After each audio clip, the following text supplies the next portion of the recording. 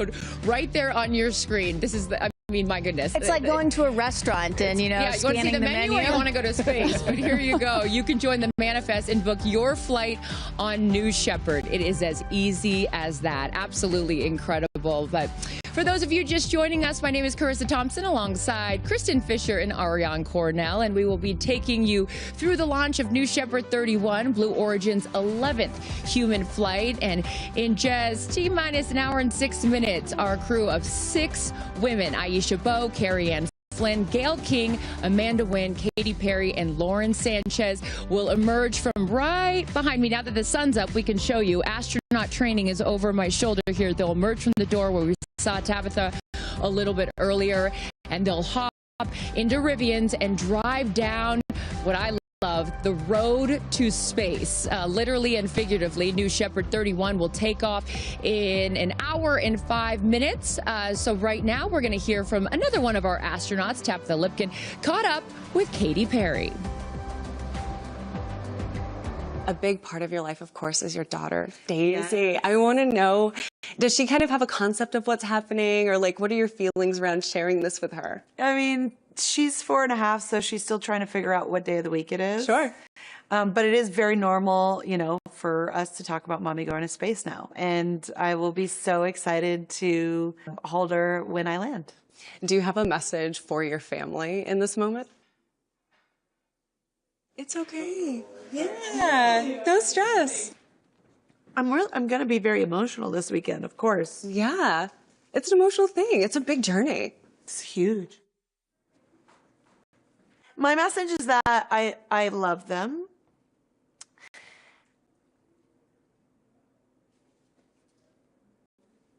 And I can tell. You've got so much love in your heart, and I appreciate you sharing that with me, especially in this moment. Take all the time you want. The message to my family is that I love them so much, and I'm so full of love, and I am so grateful to be representing a fearless female in my family, which is a domino effect from my mom, from my sister, and definitely something I feel from my daughter. What are you taking with you to space? I'm taking bracelets that represents the pillars of my foundation that I started with my sister called the Firework Foundation. I'm bringing almost 300 of them so that I can bring them back home for the 6th, 7th, and 8th graders that get to come to Camp Firework. They're going to be so excited. They're going to be very excited. It's really for those kids to inspire them as well, to never put limitations on their dreams. I'm going to be bringing a daisy, a real-life daisy from the Earth, to remind us that, you know, the Earth is very precious. I'm also launching a tour on April 23rd in Mexico, and I'll be on tour for the rest of the year. And I think it would be pretty cool to reveal my set list for that tour in space. Is that what you're going to do? I just might. We can look forward to it. Just on a little nugget? A little nugget, yeah. So with that, take advantage of it. Like, what's your message to your fans? Thanks for being on this journey of a lifetime with me, and what a ride it already has been and will continue to be. Obviously, buckle up.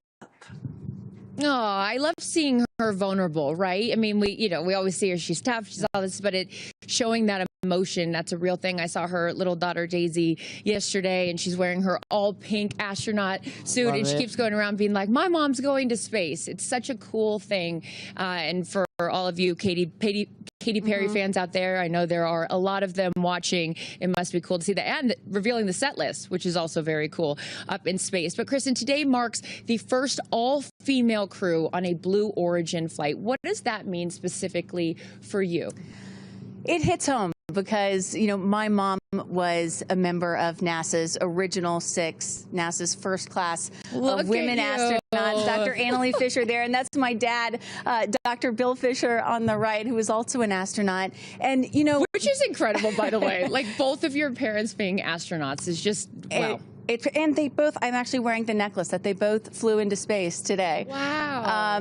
And so with my mom, you know, it took that entire class, NASA's first 6 women astronauts, it took them 2.5 years for all 6 to fly into space. You're adorable. And it's so cute. And now Blue Origin is sending 6 women into space in a single day. I mean, that's progress right there. And then on top of that, my mom was the first mom in space. I was 15 months old when my mom flew, and so I'm really relating to little Daisy, Katie's 4-year-old today. But you know, back then when she flew in 1984, there was some people thought it was really impressive and incredible what she was doing, but other people were like, my gosh, how can you leave your 15-month-old baby back on Earth? And so today, here we have 4 moms, 2 mothers at the desk, a grandmother going up in space. Yeah. I mean, it's truly generational progress, and it's just so cool to see. And I got to shout out to my daughter, Clara, who's watching at home, who is so upset that she can't be here today because she wanted to meet Katy Perry, but you know, hey, you got to go to school. So I got to go to school. I should mention to you that actually we at Blue Origin, we've got these what we call our business resource groups. So they're groups that you can join as the employees, and we've got one for the Black community, the Latin community, but we also have one for the parents at Blue, and we call it New Fisher. You know, we've got New Glen, New Shepherd, etc. It's called New Fisher. There's the patch. It even has a patch. I just found out about this yesterday, by the way. Don't worry, we'll get you on. We'll get you.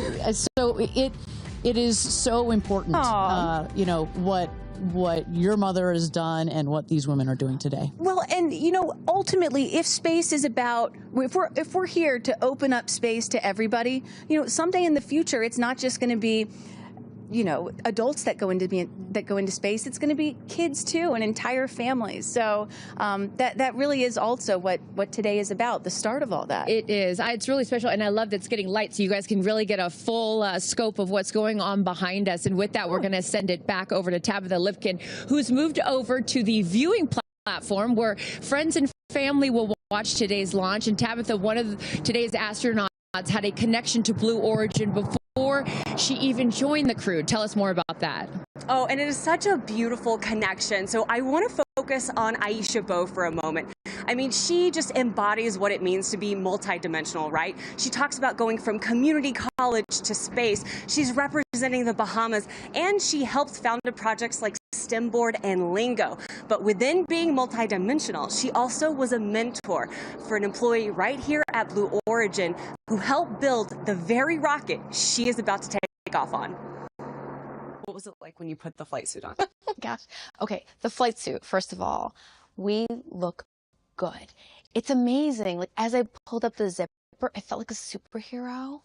And then I just reflected on my life and the journey to the flight suit. My 92-year-old grandfather is making the journey to see the flight.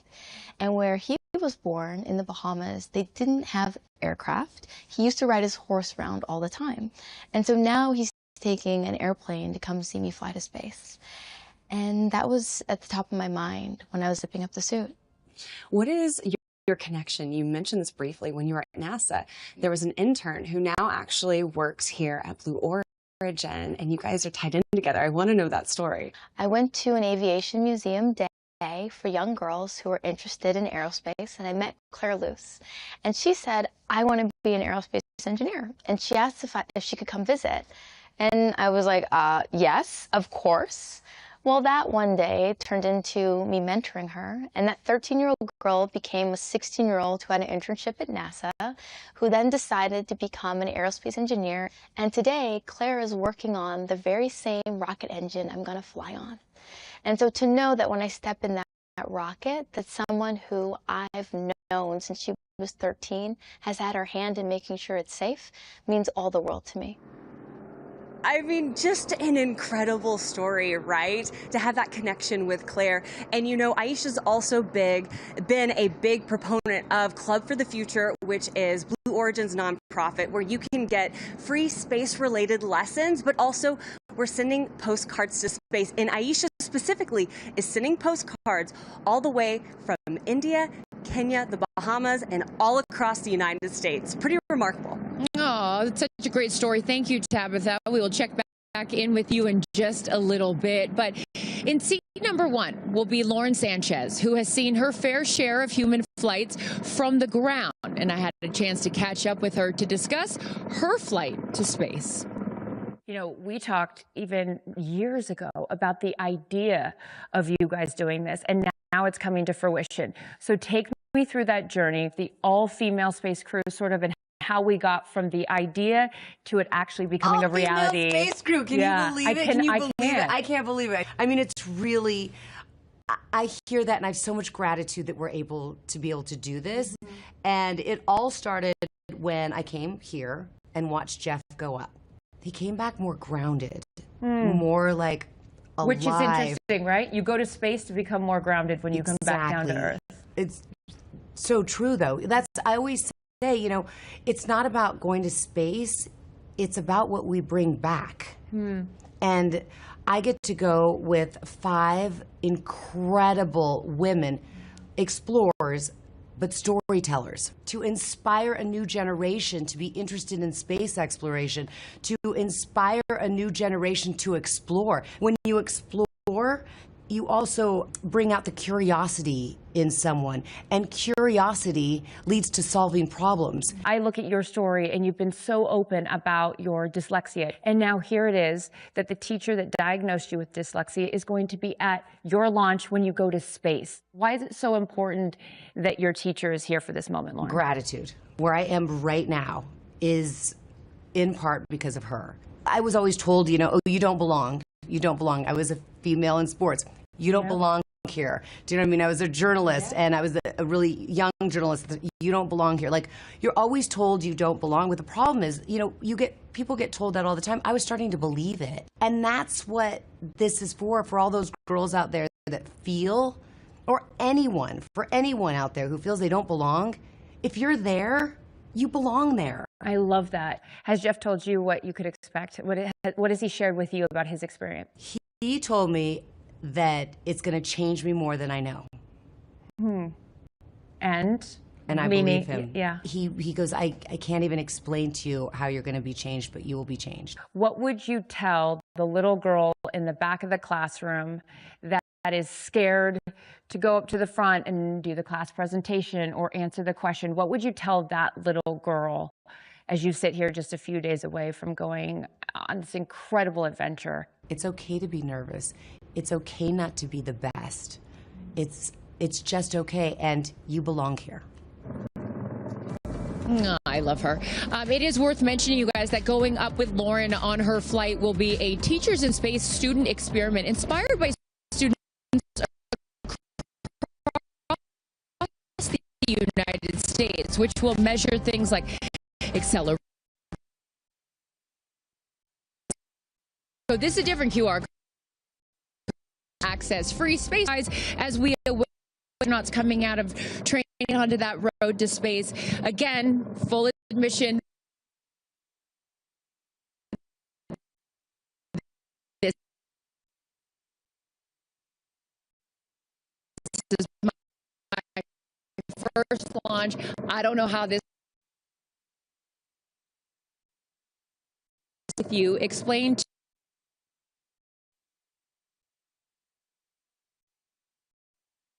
going up in today. What we're going to end time for this mission, only about 10 or 11 minutes. And so it's going to start on the left-hand side of your screen. That is liftoff. Then there are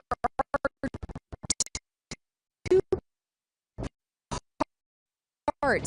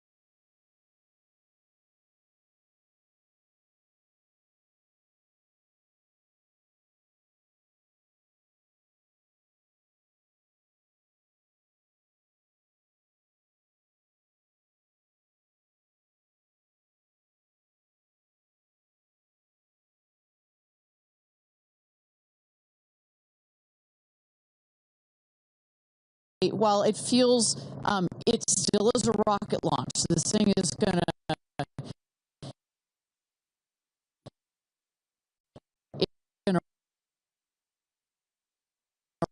rattle. It's going to rumble. It is loud.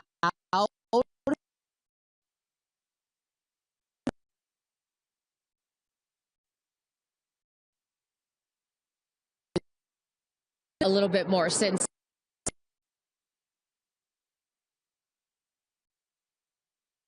and right there. Now Ariane's next. Sure. So the astronauts, here you see Amanda, there's Lauren, Kerianne.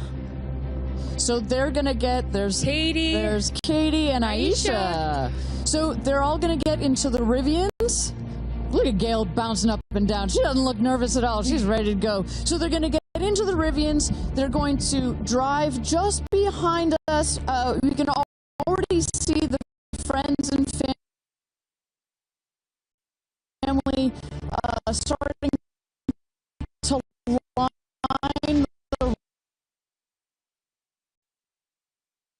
to line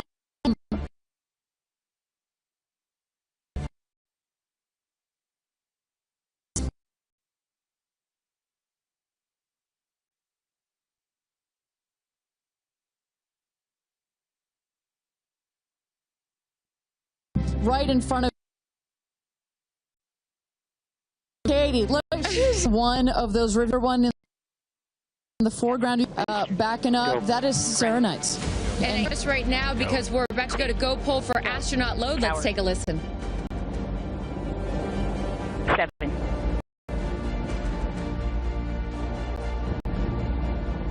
Moving on, Capcom. Go. Engineering. Go, green board.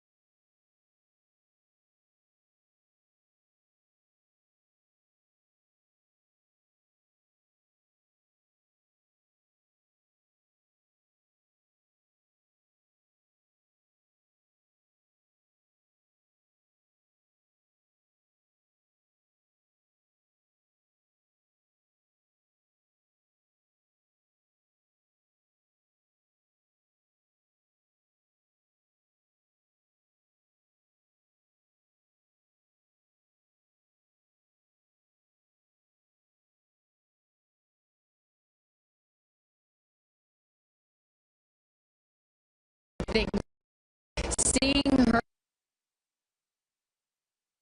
her right now, I imagine that emotion, friends and family there to cheer them on as they head out. You know, one of the other nice things about not having to go into orbit for a multi-day mission is you don't have to go in quarantine. Right. You can actually be with your friends and family right up until the moment of launch. Such a good point. For those of you just joining us, Carissa Thompson, Kristen Fisher, Ariane Cornell, and Tabitha Lipkin here for coverage of New Shepard 31, Blue Origin's 11th human flight. You're looking at all the future astronauts, right? We can't call them astronauts yet until they've passed that Carmen. Well, Carmen line. our crew are all female crew. Yeah, are soon to be astronauts. Soon to be astronauts as they make their way out to the road to space here in T-minus 46 minutes as we count down here. How does this compare, Ariane and Kristen, having seen so many launches to some of the other ones that you've seen? Well, I think to Kristen's point, you know, this is, you know, for let's say a NASA launch, you know, they have to be quarantined. You kind of wave from afar. The families. This is a parade. Yeah, it's a parade. They're really integrated into this experience because, as you know, as I mentioned, when these people go to space, so often it's, I've been dreaming about doing this since I was a little boy or a little girl, and the family and the friends come along this journey in supporting these people, and so to be able to have them there right up just into the last minutes like this is really important. And we knew when we designed this whole astronaut program that incorporation of the families and the friends was going to be very, very important. Why was it so important? Well, I think among other things, you know, precisely these aren't, you know, these are not people that have trained for years and years and years, right? You not quite as elite, Kristen, as your parents. They're not fighter pilots. You've got people that are very normal, you know, like Gail has been very clear about her emotions and her nervousness. We want them to have the support and the love of their friends and family. And this is a moment that will change their lives forever. It is a moment, getting that chance to see the Earth from space is something that will forever change their perspective. They will come back slightly different people. And so for a moment like that, oh, and here they come. Yeah, as right they're by our stage. right over our shoulder here is our set as we wave to the incredible women here. And each crew names themselves, right, Ariane? So this crew has named themselves the 6 that are taking up space. Good luck. I love it. I love it. Well, I think what's so fun about this, to your previous point about this full experience and getting access to see them and send them off, it has to give them some comfort, right? I mean, you're going to do something that is so out of your comfort zone, that to see and to be around people that you know and that you love on your way out to the road to space is really special. And also just being here the last couple of days, you really have an appreciation that, yes, of course, the focus is on these 6 women, but I'd be remiss if I didn't mention the experience that I've had. Even you took us into mission control yesterday and just meeting them. There's 10,000 employees here at Blue Origin, and all of the men and women whose lifelong goal it was to work at a company like this, and you know, all their schooling and just some of the most intelligent people that you'll ever meet, and all the hard work. I mean, this is not a small thing that is happening, and all of these people have dedicated their lives to moments like this. And so I just want to make sure we acknowledge that this is such a group effort to put these women into space for the first time. I should say, you know, of all the interviews and press that I saw Gayle King do prior to this launch, one of my favorites was Mae Jemison, the first black woman into space. And she made a very clear point. She's like, there's going to be lots of emotions on, I want to say game day, on launch day. It is game day. On launch day. But as you can see, she's got tears in her eyes already.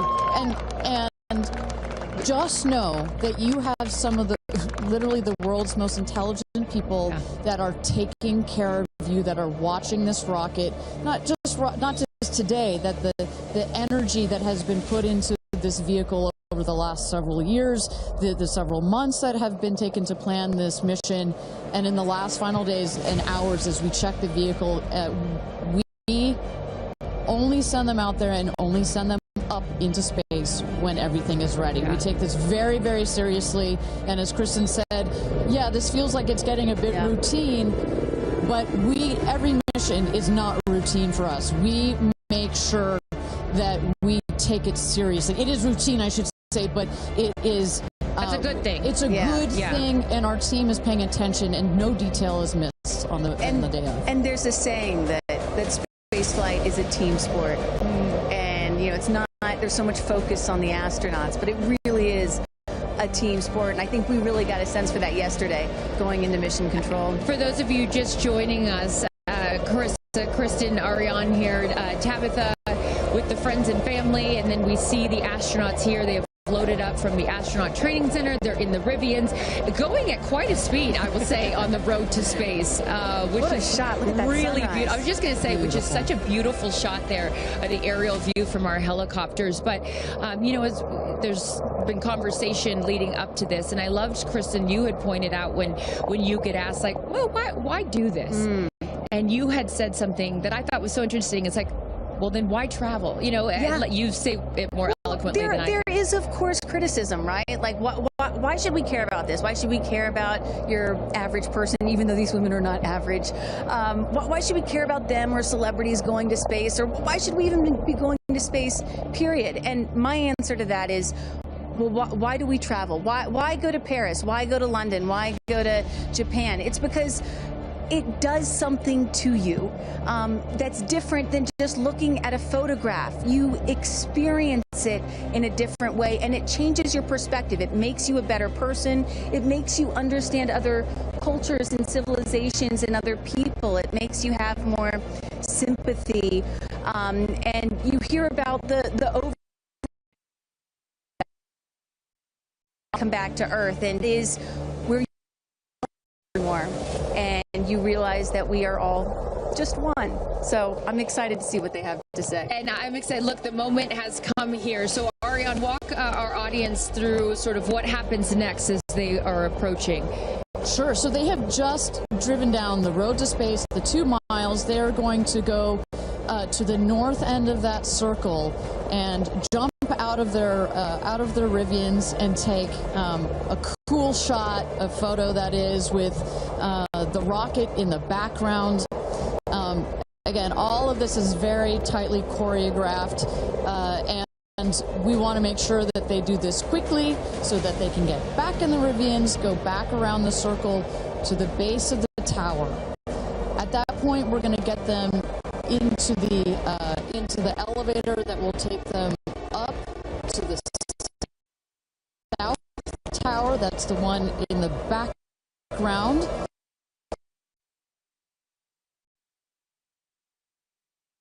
There, our crew, they are ready to load the crew into the capsule itself. This is safety is paramount at Blue Origin, so we want the minimum number of people out there next to the rocket for the least amount of time. So we keep it fast. We keep all these procedures tight. But we got to do a quick photo shoot by the rocket. I mean, so good. It's history, you know. We got to capture that moment. And again, for those of you just joining us, this is something that I was not aware of. That beautiful rocket right there, New Shepard, didn't come out until this morning, right? So explain a little bit more for those people that are just tuning in, sort of how the setup works. Sure, that is correct. So at about 2 o'clock this morning Central Time, we rolled the vehicle out. There you see on the truck with the capsule already what we call mated to the rocket. You'll see here in a moment the rocket, it goes very slowly. Just want to make sure we take care of our baby as well. Goes out there. The truck will turn the vehicle vertical And at that point, we connect all the pipes and the hoses to the vehicle, and we start loading the vehicle with propellant. Right there, it's empty. That's for safety and security reasons. That's also, it makes it easier to turn vertical. We'll load the vehicle with propellants all the way up to the last moment. We put in there, you heard it earlier in our webcast, liquid hydrogen and liquid oxygen. Those are the two propellants that fire into what we call our BE3 engine, our Blue Engine 3. And our team in Mission Control from that point on has got their eyes glued to their monitors to make sure that the propellants in the tank stay within bounds, within temperature bounds, within pressure bounds. As they make their way here onto, they'll take the elevator, right? They won't take the stairs. That is correct. Yeah. So we just inserted the elevator relatively recently. It makes it a little bit more comfortable as you're going up to the top of the tower. You know, we're about 3,000 feet above ground level in altitude up here in a dry, dusty desert. We just want to make it a little bit easier for them. And it's worth noting, too, so the 6 women are headed up. We saw Jeff is with them as well, but also crew member 7. Explain to those at home who crew member 7 is. Right. It's like, well, if you don't mind, I'm going to use a football reference for you, Aaron. And we come, I called you Aaron like your girl. Oh, my goodness. Getting confused. Oh, my goodness. So it's like the 12th man. There's 6 crew members that are going obviously in the capsule, but nobody from Blue Origin will be in the capsule. It'll be the crew member 7 that has been training them. We saw Sarah Knights as the second driver in addition to Jeff Bezos. And then, a little confusing, we've got a second crew member 7 who is going to be on Capcom, or Capsule Communicator. Today, her name is Laura Stiles. She will be the person that is in our astronauts' ears, communicating with them, making sure everything's going okay, also telling them, hey, this is when you can unbuckle. And this is when you can that's her right there. That's Sarah Knights right there. Exactly. And now we are looking at what? So now the crew, as well, you see Jeff Bezos there, have gone into the safety shelter, and we're gonna wait there. You see Sarah Knights on the right. She's gonna just communicate with the Blue Origin team that is at the other tower just next to the rocket to make sure that everything is set and sorted for them to do their final load. This happens very shortly here. We clock it at about T-minus 35 minutes, but we'll only do one already. And in case some of you are wondering what a safety room is or why it's there, it's, again, what Ariane was talking about. You want to keep these astronauts as safe as possible for as long as possible. Of course, they'll be safe when they actually get in the rocket, but just in case anything were to go wrong, we had the chance to go inside this room a few days ago, and it is, I mean, is it a bomb-proof room? Do you want to say that? I mean, it is. It is. Yeah, and you feel it when you're in there. You're like, oh gosh, now it feels real. Yeah. And after going up that elevator, you know, for us, I think that's the moment where we weren't even going into space, and all 3 of us were like, whoa, okay, it gets real serious. Yeah. But I love the access that we obviously have in being able to see these women before they go up. For those of you just joining us, we are T-minus 34 minutes to launch for NS-31, Blue Origin's 11th human flight. As you can see there, a little live look in as them saying some words before they take off. So I know that we had started to expand upon it and then took a shot of the astronauts. So what will they feel? Sort of walk us through the physical part of what they'll experience, Ariane, once they are in the capsule. So once they're in the capsule and they're ready for takeoff, first they'll hear the engine when it ignites. It sounds like a pop. Everybody, listening will also hear that. It sounds like a pop, and the engine roars. We hold the rocket down for about 7 seconds. Make sure it's all ramped up. And during that period, that can actually be one of the most, frankly, nerve-wracking times, because you start to, if you're in the capsule, you start to see the glow of the flame And here they come. Here we go. Loading into the capsule. And the significance here of the bell, and I should note before I have you explain that, each crew names themselves. They have named themselves the 6 taking up space as each one is ringing a bell. And the significance of that is what, Ariane? This is one of our traditions. All astronauts throughout history in various programs have had their traditions. For us, we always want our astronauts to ring the bell. Above there, you see, light this candle. Those were the last words that Alan Shepard said right before he went to space. Alan Shepard, of course, the namesake of our vehicle. He was the first American into suborbital space. And we just like to let the stars know that we've got some people heading their way. Absolutely. As they load in, I will, in my world, we call it an audible here. Just if we have any sound from mission control or anything, I'd love to take a peek at what's going on in there and just give the folks at home some idea of what's happening there. There we go. There we go. So we don't have sound of it, but we can see all of the brain behind this beast. But I could tell you, Carissa, other than a couple of discussion points on the radio, honestly, it's about this quiet when you're in there. Really? That surprises me. Because you would think, like, you know, in a control room in TV, it's a chaos, right? In the best way, but in there it's quiet. And honestly, chaos is, quite frankly, the last word I would use to describe our mission control. This team, they're working through very specific procedures on a very specific timeline. They've done their own rehearsals over and over again. We also want to keep the communication line open if anything, you know, if anybody's got to call it out. But it is a very well choreographed team we've got. And, you know, when folks are wondering, you know, what exactly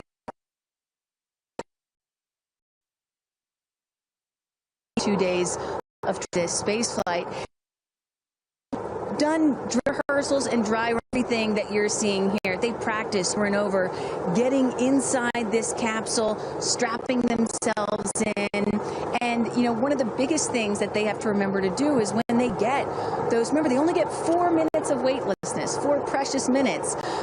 They have to unbuckle and then buckle back in at the exact right moment. So those are some of the things that they're learning to do and practicing while they're training in that building right behind us. As we look at New Shepard 31, the 31st mission, the 11th human flight here for Blue Origin. We are T-minus 30 minutes. Carissa Thompson, Kristen Fisher, Ariane Cornell with us, and Tabitha Lipkin at the tower. I am going to be leaving here in just a few minutes. I'm going to go to fallback 3, an area. Then I will wait for the capsule to land. I'll wait for the recovery team to come out and then bring you interviews from each of our astronauts as they arrive back here on Earth. I cannot wait for that. Again, we've seen them load now into the capsule, and I just would love, you know, some more play-by-play, Ariane, of sort of what now this process looks like, as it's all new to me. And for any of you that are also joining us for your first launch, welcome. And now we'll let the experts tell us what's going on. So you saw them loading. You saw them loading into the capsule. They are getting into their seats. They're getting into their harnesses. It's a 5-point harness, so clicking them all in. All right, we're hearing that Capcom right now. Sorry to interrupt you, Ariane, which is short for Capsule Communicator, and ready to do the astronaut comm check. So let's take a listen. Laura Stiles has the mic.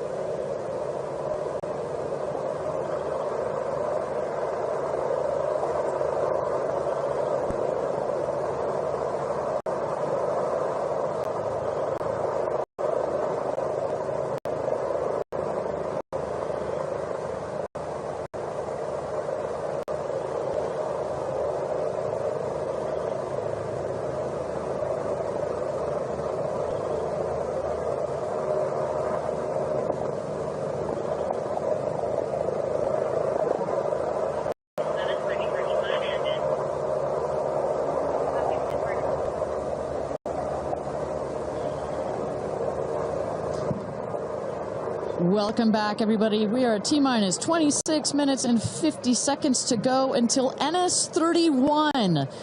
Blue Origin's 31st mission for our New Shepard rocket, our 11th human flight. I'm Ariane Cornell here with Kristen Fisher at the desk. Carissa Thompson has left to get into place for her viewing spot for the launch.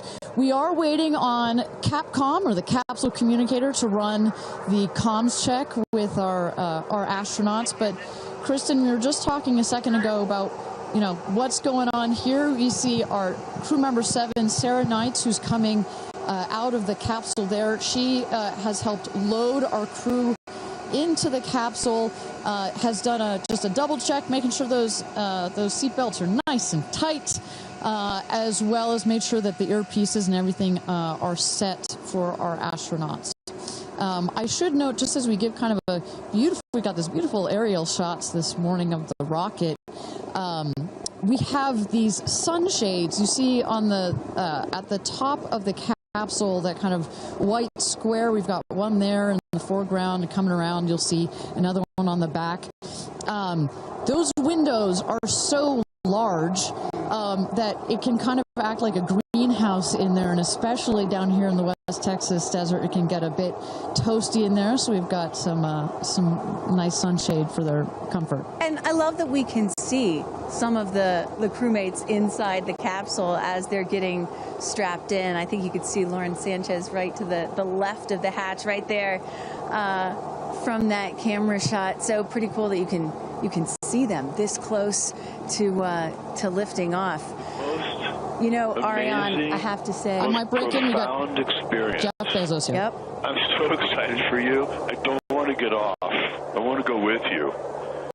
And when you get back, I can't wait to hear how it's changed you. I love all of you. See you soon. Godspeed. Gudatum ferociter. And there you heard it. Some words of support from Jeff Bezos, founder of Blue Origin, also astronaut himself from our first launch.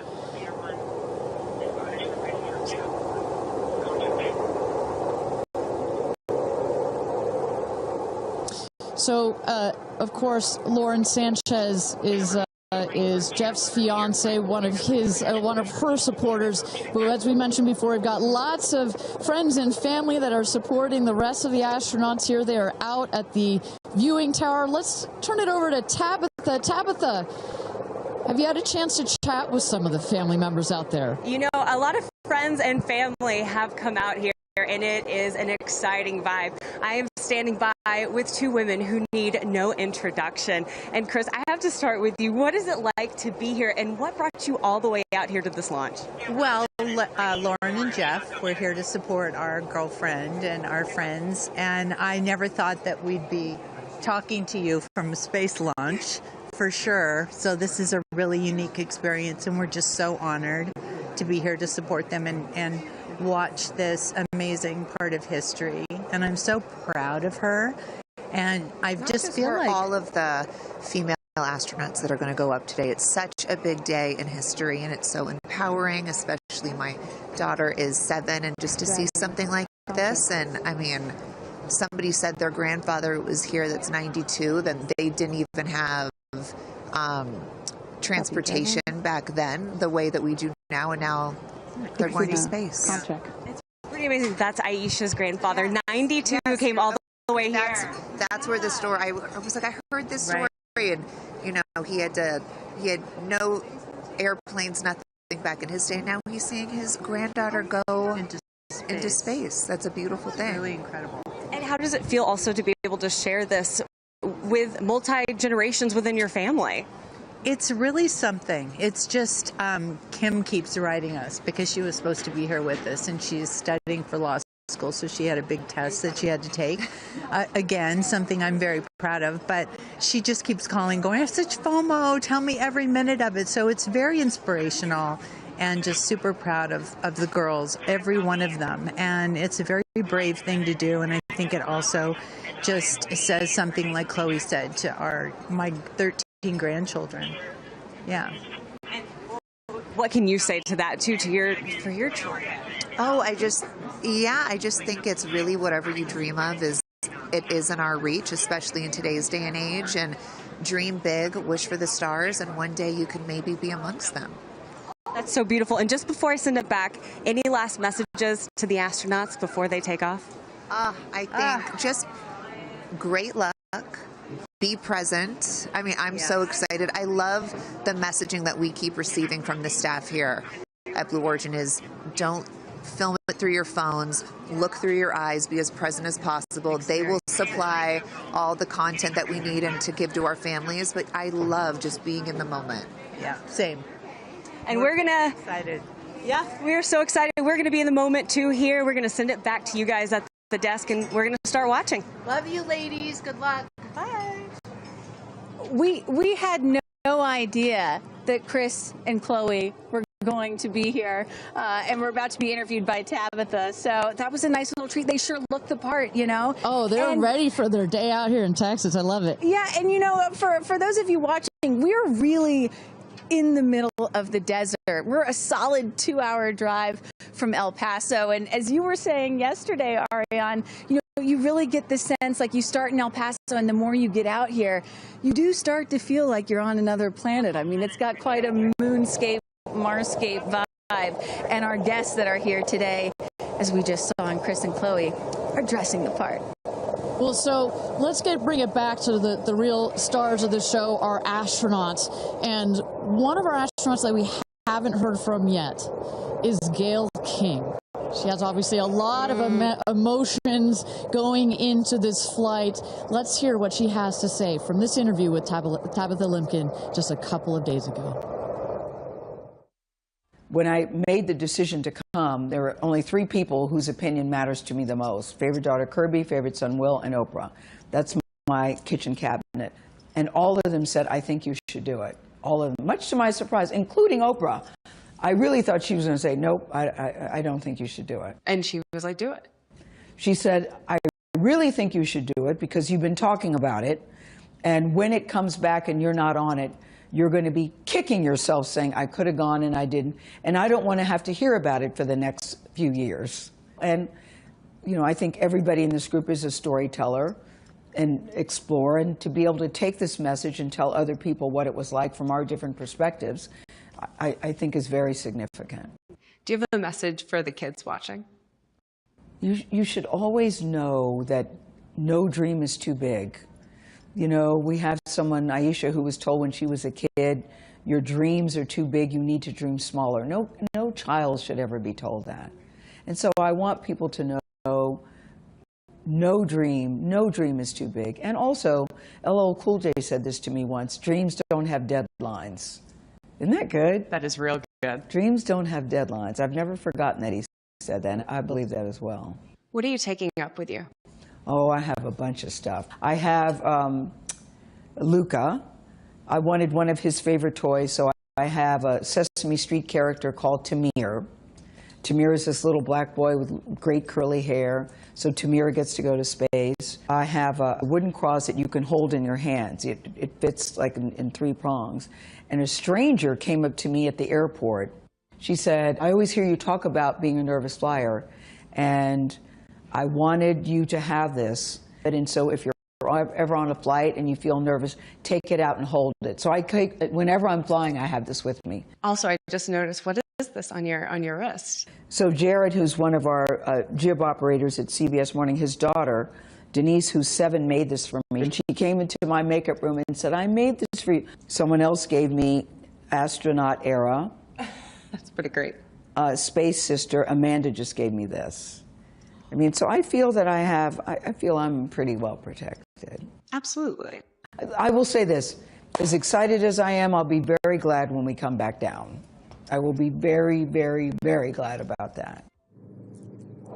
Well, clearly we heard Gail there, and prior to coming down here in Texas, nervous and excited at the same time. But one of the things I like about this is that she just makes it real, you know? Regardless of who you are, this is a nerve-wracking experience, and the fact that she's so authentic about it, but also, more so, she is stepping so far out of her comfort zone. I think that in its own right is extraordinarily inspirational. I think most people would feel the way that Gail is feeling right about now. I would. If you're about to launch into space. You know, one of the things that I find so refreshing is that, you know, back in the early days of human spaceflight, you had the Mercury astronauts, and they were all white male military test pilots, and they all had to have the right stuff. You could never talk about nerves or being nervous or your feelings or stuff like that. That was the wrong stuff. But now, in 2025, it is the right stuff to be like Gayle King and talk about those concerns and fears and excitement that you have before launching into space like that. And that really shows you just how much the human spaceflight experience has changed over the last half century or so. And that really is what today is all about. I know there are some people watching this or who have heard about this who are thinking, why should I care about people going into space? You know, Katy Perry, a famous pop star. Why should I care about that? And the reason is, it's missions like this that really begin the process of opening up space to everyone, for all of humanity. That's what today is about. And I think we have to, it's not just about today. Today is very, very important, but I think also one of the reasons that I love working at Blue Origin is we think in very long time scales. Right? I honestly feel like I'm working at a company that will be here in at least 100 years. And that's how we think about space flight. Oh my gosh, look at that cute little kid. She is ready to go to space too. Aww. I absolutely adore that. But we need to be here precisely for kids like that. You cannot, I'm a firm believer that you cannot be it if you can't see it. And that's what this flight is for. It's about inspiring women. Oh, look, talk about inspirational women. Several female astronauts in that group right there. How many astronauts do we have there? I see 4 or 5? At least 4 or 5 and counting. It's a tight group that's only going to get bigger of those female astronauts there. You see Kelly Girardi and Cyan Proctor. I see Emily Calandrelli, Sarisha Bandla. I mean, just an incredible group of women that have gone to space already. And you know, after today, in just 15 minutes, we are going to be adding 6 more to that group. It's getting close, Ariane. It is getting close. So with that. Thank you again, everybody, for joining us for NS-31, our 11th mission, human spaceflight mission to space here. We are at T-minus 14 minutes and 30 seconds. Just to give you a little bit of a preview of what is to come, at about T-minus 10 minutes, we are going to have the go, no-go poll. We're going to throw it back to mission control audio. And basically what that is we go through each of the important subsystems, and our flight director out to Michelle Christensen, our flight director, our first female flight director at Blue Origin. She is going to lead that poll, and we're going to go to each one of the groups and say, are you ready to go for this flight? Is your subsystem ready to go for this flight or not? And they will go around the room, and with the final go, no, go, it will be game time here in West Texas for this launch. Look at that. Now, this child is a little younger than you were when your parents went to space. A little bit older. Oh, excuse me, a little older, pardon me. Yeah, because I was just 15 months old when my mom flew in space. And, you know, I think about what it must have been like for her to be a first-time mom and training for her first space flight all in 1 year. And she was a part of NASA's original first 6 women astronauts alongside Sally Ride. Of course, it took them, those first 6 female NASA astronauts, 2.5 years for all of them to fly into space. Now, today, Blue Origin is going to send 6 women into space in a single day. I mean, that's pretty cool right there. Incredible perspective. Also, that was your mom like just 6 months? You were just 6 months old when she started training? She was assigned to her first space flight when she was 8 months pregnant with me. Can you imagine? God, I have a 6-month-old. I can barely fly down to West Texas from Seattle. She gave birth to me on a Friday and was back in the astronaut office on Monday. I don't recommend doing that. As a mom of 2 myself, you're a mom of 2, I probably wouldn't do that. But respect. She did, you know? Respect, that's huge. But I've asked her, I'm like, why did you do that? You know? And she said, because I felt I had to prove something. I felt that I had to, you know, pave a trail for women to come. And so as I'm sitting here today, I'm thinking a lot about what she did, the sacrifices she made to make what's happening today. Again, it's not normal. Human spaceflight will never be normal or routine, but this is the beginning of making this kind of travel. We got 4 moms on board, a grandmother, making these types of people going into space very routine. Now, talking a little bit about that, getting back a little bit into the flight profile and what they're going to feel as part of this now routine flight. So the 6 astronauts are currently in the capsule right now, all strapped in, ready to go. Their audio is working. We are waiting for the T-10 here for the go-no-go poll. At T-0, you guys are going to, all of us will hear the pop. That's the ignition of the BE-3 engine. It holds down the rocket for about 5, 6, 7 seconds. Inside the capsule, they'll start to see the glow of the flame, and then they will lift off. They will take off. They are in a somewhat reclined seat, and they'll start to feel the G-forces on their body. And so kind of like sitting in a car that's accelerating, it pushes you back against the seat. That's the same here, except they're going up. They will accelerate to they'll have 3 Gs. So here on Earth, we're at 1 G. When you accelerate to 3 Gs, so like if you're 100 pounds, it feels like you are then 300 pounds. But Kristen, crazy. It's crazy. But in that reclined position, it's dispersed across your body. It's not as bad. It kind of feels like a weighted blanket. And then it nice eases and cozy. up. It's nice and cozy as it gets nice and dark. I'll take a weighted blanket right about now. But they're not, don't worry, it's going to get nice and dark, but there's no sleeping on this. They are going to have the most incredible view out of those windows. The capsule will separate from the booster. That's when they're going to feel weightlessness. They'll get the about 4 minutes to unbuckle, enjoy the weightlessness, enjoy the insane views out of those windows. They'll buckle back in, come back through the atmosphere. That's actually when they're going to have the peak G-forces. They peak at about 5 Gs. Which is kind of counterintuitive. You wouldn't think that you would feel the max G-forces on the descent, but that's when you do. But that's when you do, and it's kind of like, because you're coming back through the atmosphere, right? It's thin up there, you come back through the atmosphere, it's thick.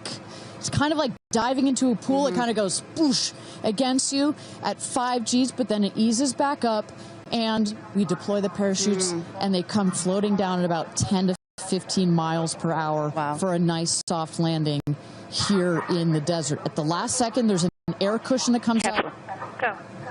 Booster. Here's gonna go, Paul. Go. Ground. Go. And go. Go.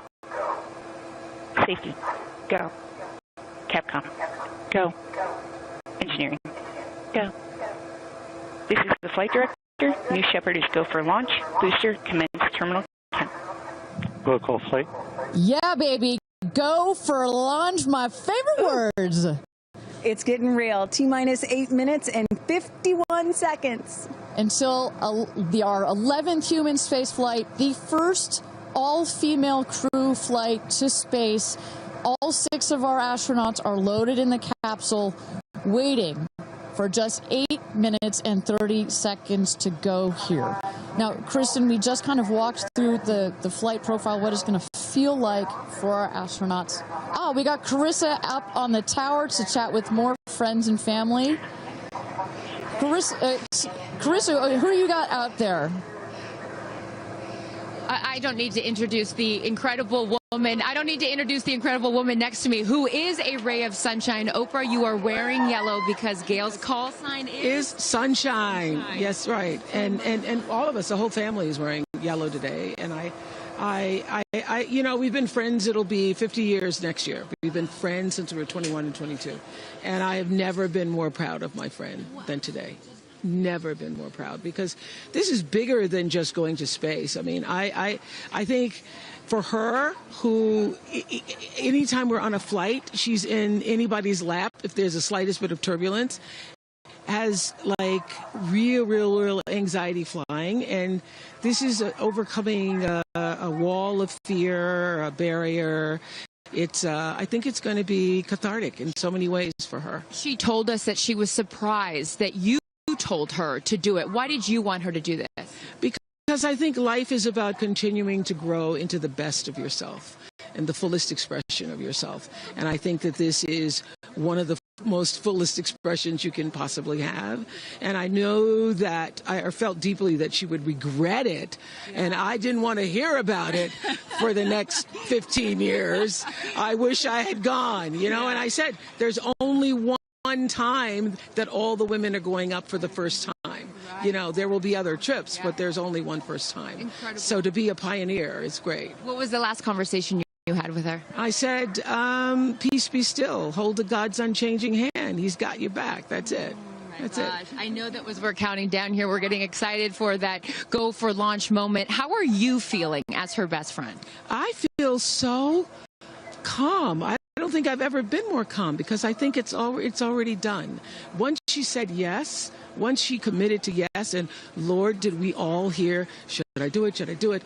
Since Thanksgiving, we've been talking about it. And so once she finally said yes, I was like, okay, we're going. It's a go. You know what I have loved is her vulnerability, because she's the voice of a lot of us that would be afraid, and she's okay to talk about being afraid. Why has that been so important to show that part? I think, you know, for every woman who's on this flight, it's about fulfilling something within themselves. For Gail, it's about overcoming this great fear and also stepping into the moment of excitement. And I think, you know, it goes beyond this moment of just going up in space. I think this will be an everlasting experience. I was just thinking this morning, you know, Gail has been there for me for hundreds of events. I can't even remember them, you know. But you will never forget this day. None of us will ever forget this day. Well, thank you for being here, for her, for us. I mean, this is just, it's a historic day, and it's only fitting that you are here front and center as a ray of sunshine that you are, Miss Oprah. Thank you so much. Thank you so much. You're next, you know. I'll send it back to you, Ariane. Thanks, Carissa. Wow, to see Oprah down here. No, I'm not besties with Oprah, not yet anyway, but if Oprah told me to do anything, I would do it. I don't think Gail had a choice after Oprah said, girl, you got to do this. She had to do it. Ariane, we are under T-minus 5 minutes until these ladies hopefully launch into space. And, you know, you were just talking about what these women are going to feel when they launch. But let me tell y'all watching what we may hear, because we have one of the most famous singers on the planet on board, and there is a chance that we will get to hear the audio inside and hear what these soon-to-be astronauts are saying and possibly singing while they're weightless. So I can't wait for that moment. I'm also hoping she comes down to Earth and does like either a fireworks part 2 or E.T. part 2. I think that's going to be, and I think, but let's stick on this point for 1 second, Kristen. I think one of the incredible parts about this crew is their ability to tell the story coming out of this in their own unique way. The way Gail can go on TV and talk about it. Amanda can go and continue to advocate for women more broadly about it. The way Katy can sing about it, etc. The way Kerianne can produce films about it. That is what is so special about this crew in particular. And that is what's so special about this new era of space flight. This is not NASA. This is not governments. It's not the U.S., China, or Russia. This is the commercial era. These are private companies, and this is Blue Origin sending the first all-female crew into space since 1963. And this is all going to happen so fast in just a few minutes, about 10 or 11 minutes from launch to landing. And don't worry, guys, I did the math. In case you're wondering, total duration of this mission is just about 3 Katy Perry fireworks songs. So play that song 3 times. That's how long this mission's going to be. Fantastic. Well, so at T-minus 3 minutes to go until our 31st launch of New Shepard, our 11th human space flight. Just to tell you what's coming up here. At T-minus 2 minutes, we send the show over to the vehicle. It goes into autonomous mode. Command engine controller ready to start. We have our team, of course, in mission control that have their eyes glued to the screen there. There he goes, mission control, quiet and intense. There's one of our crew member 7's capsule communicator, Laura Stiles. She is communicating in the ear of our capsule, in the ears of our astronauts. But what we're going to see in the last 2 minutes, you'll see the fins at the base of the rocket gimbal or just move back and forth. We want to make sure they've got free range. At the base there, you see the nozzle, the engine peeking out. The engine as well is going to gimbal, going to move. Both in conjunction together, those two systems. Propellant tanks to flight pressures. Those two systems guide the rocket. And when you are out there at this moment, this rocket feels like it is alive. It feels like it is a living, breathing, hissing thing, right? And there's the gantry pulling back from the rocket. T-minus 2 minutes and counting. Transition to onboard hydraulic pumps. And this right here is the moment that they've been training for. 2 days, becoming a crew, becoming a team. After you go through an experience like this, it's more than a team. It's almost like a family. You are so tight to go through something as intense Executing as this. aft fin built-in test. And everything looking really good, Ariane. So far from mission control, everything is clean and green for this launch. T-minus 1 minute to go here.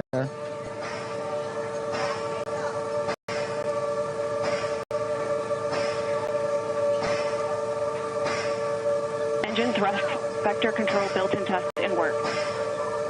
Vehicle is now on internal power. So in a moment here, we'll see those, what they call the bit checks, the built-in test checks. As you mentioned, Kristen, inside the capsule, you know, as you said, this is like a bridled beast. This thing wants to take off. Switch to onboard helium. Here we go. Good luck and Godspeed, ladies. We're cheering you on from Let's planet launch Earth. this Thrust rocket. termination system is armed. T-minus 22 seconds and counting.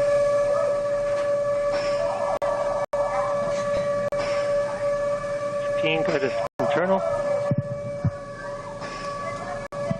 T-minus 10, 9, 8, 7, 6, 5, 4, command engine start, 2, 1, ignition.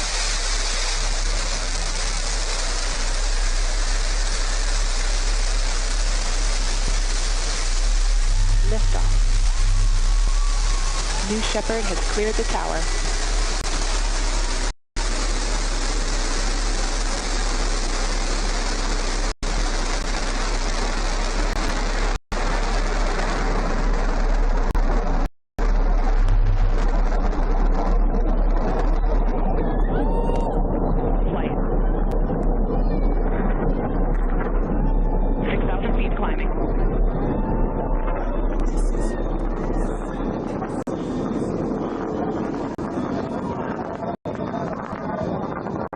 Begin throttle down for Q limiting.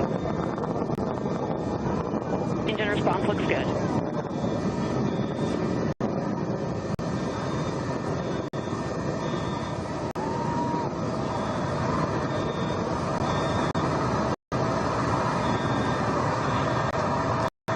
Max Q, maximum dynamic pressure.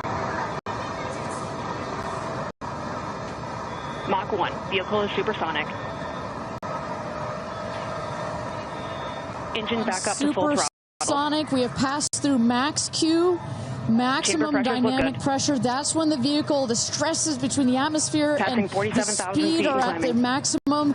So to punch through that is so important. You see the BE3 engines, it's firing beautifully. You see the stream of steam behind it. Those ladies right now are having an incredible view on their way to space. Passing through 80,000 feet, 1,300 miles per hour. You're going to peak at about 2,300 miles an hour over Mach 3, 3 times the speed of sound. Shortly coming up, we'll have MECO, main engine cutoff. We will turn off the engine, but the two craft, the capsule and the booster, will continue their ascent to space. Stand by, MECO.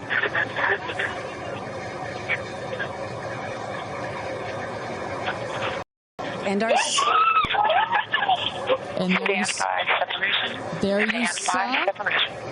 the main engine is turned off. We're now going to separate the capsule from the booster, and at that point, Kristen, that's when all 6 astronauts are going to start to feel the weightlessness, and shortly thereafter, we're going to let them unbuckle.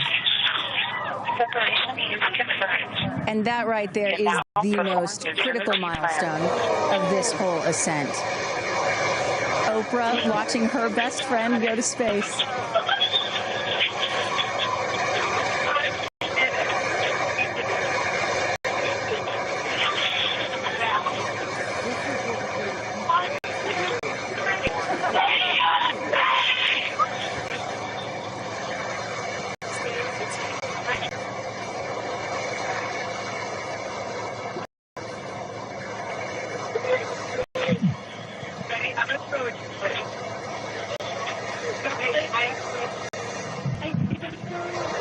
And the two craft is separated.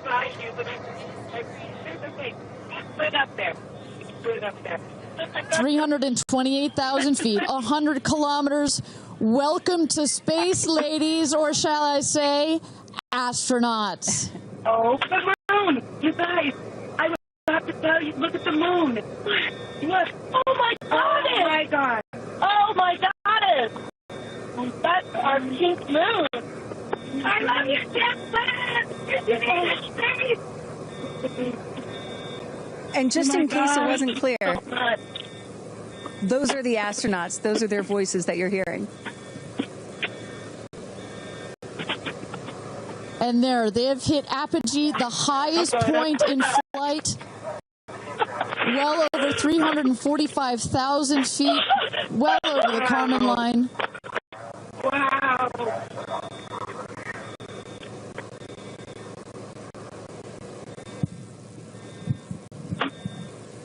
And at this moment, the astronauts have unstrapped from their seats. They are floating. They are weightless. They are experiencing zero-G for the very first time in their lives.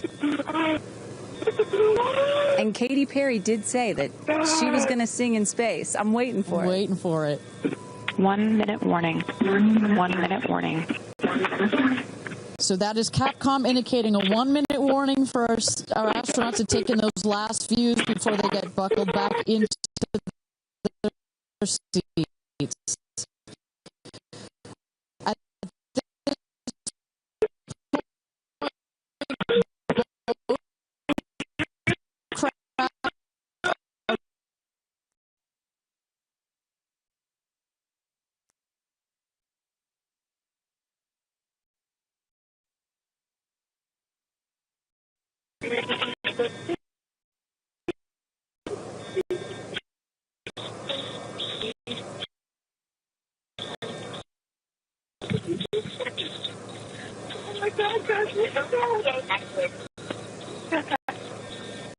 Wow.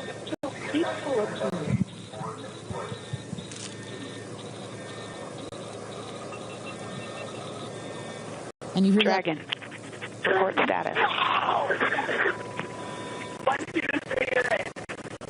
Copy.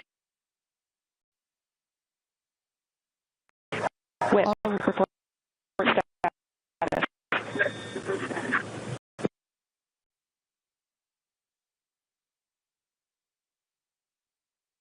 And a great, all astronauts are back. That is the rocket that is screaming back down to the capsule to its landing spot just 2 miles north of where it's taken off from. At the top of the rocket, you see a couple of fins that are popped out. Those are to stabilize the rocket as it comes into land. Shortly thereafter, you will see the drag brakes that deploy that will cut the speed of the rocket in half. And then in the last moments, and there it is. We can see it from the stage. There comes the rocket down. It's going to relight its engine. We're going to also see a sonic boom. We're going to hear that shortly here. And remember, this is something that had never been done before until just a few years ago. Truly the stuff of science fiction that you're about to watch in just seconds. Drag brakes.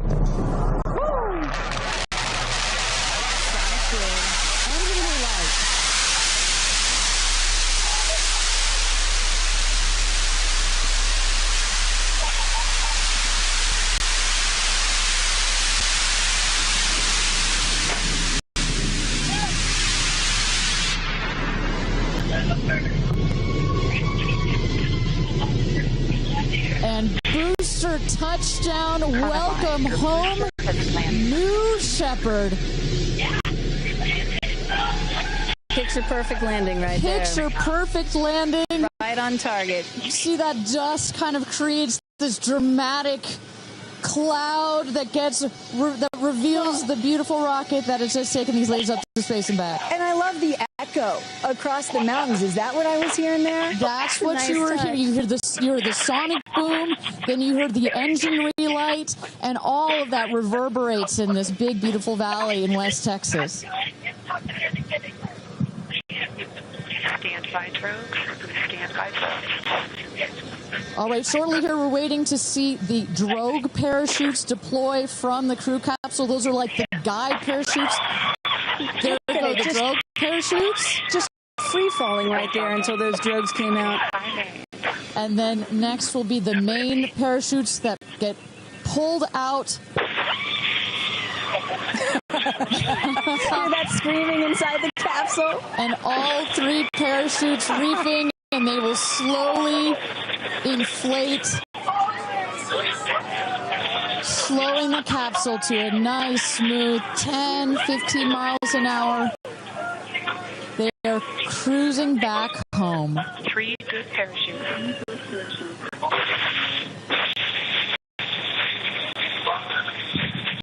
And I tell you, Kristen, from having gone through all of the simulations, I have gone through all of the training.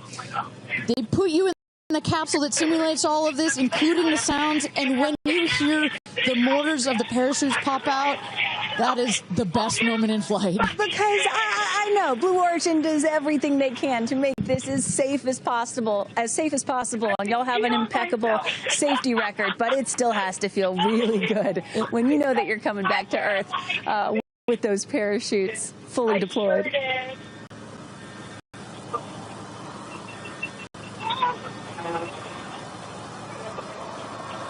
And we can see the capsule just over our shoulder here going to be landing north and east of the launch pad, coming down softly and beautifully. 500 feet.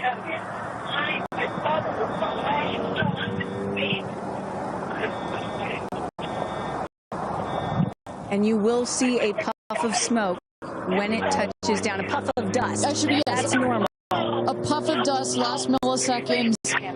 Air cushion that will kick up the dust. It's a very soft landing despite the sporty perception. There it is.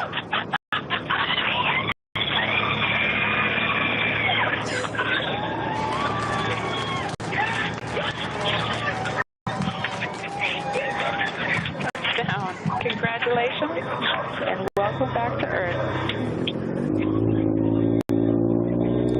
Do status check. Double shot. Kristen, just some incredible images there. The capsule. Copy. Welcome back. Feather. Nice. Let's wait for Aisha just a moment here. Make sure they're doing health checks in. Beautiful.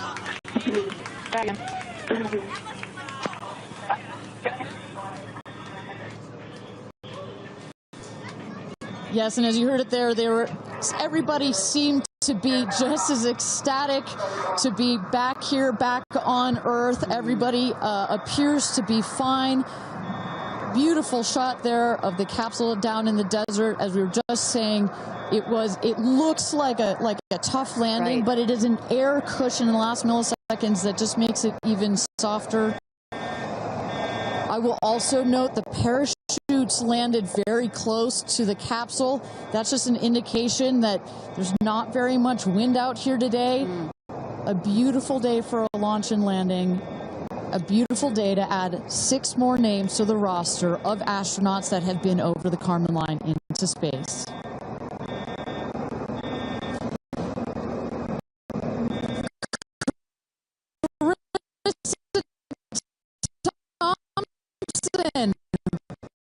What's the view from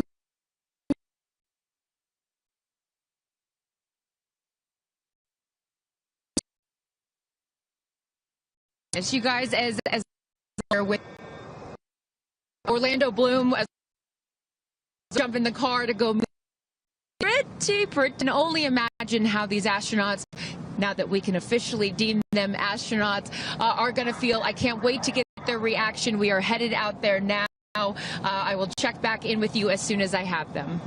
Sounds good, Carissa. And as everybody can see, she is those recovery crews are screaming out there. So we actually send them out as soon as we spot the capsule.